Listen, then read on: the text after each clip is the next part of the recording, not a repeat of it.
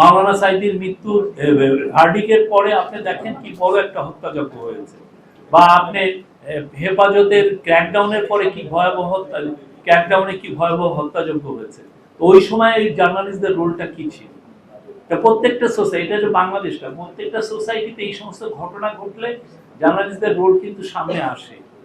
কে ইয়ে করেন? আমেরিকার মধ্যে হচ্ছে, আমেরিকার যখন আমেরিকায় যারা যে সমস্ত সাংবাদিকরা আমেরিকাকে প্ররোচিত করে ইরাক ওয়ারে পাঠিয়েছে সেই 2003 সালে, তাদেরকে নিয়ে অনেক লেখালেখি হয়েছে। এটা ভাইবেন না যে শুধু বাংলাদেশে হচ্ছে। যারা যারা এই কাজে, অনেকে জব হারিয়েছে। জুডিথ মিলার নামে একজন মহিলা, উনি জব হারিয়ে নিউ ইয়র্ক টাইমসে ছিলেন, শি লস্ট হার জব। এটা শুধু বাংলাদেশে হচ্ছে তা না, কারণ তারা একটা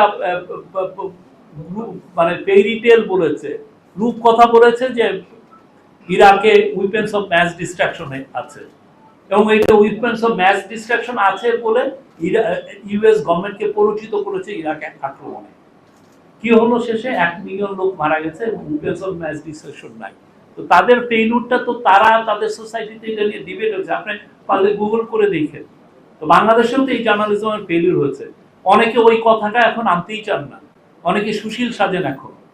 তারা তো সেই সময় এই ধরনের উৎপাদন এই কাজগুলো করেছেন। তো এই জিনিসগুলো আমরা, এই ফেলিউরগুলো আমরা জানতে চাই।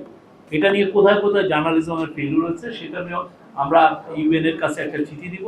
তারা ইন্ডিপেন্ডেন্ট এক্সপার্ট এনে এই পুরো এই 15 বছরে আমাদের যে এই জার্নালিজমটা কিরকম হয়েছে সেটা একটা আমরা চাবো যে তারা একটু এটা নিয়ে রিভিউ করুন।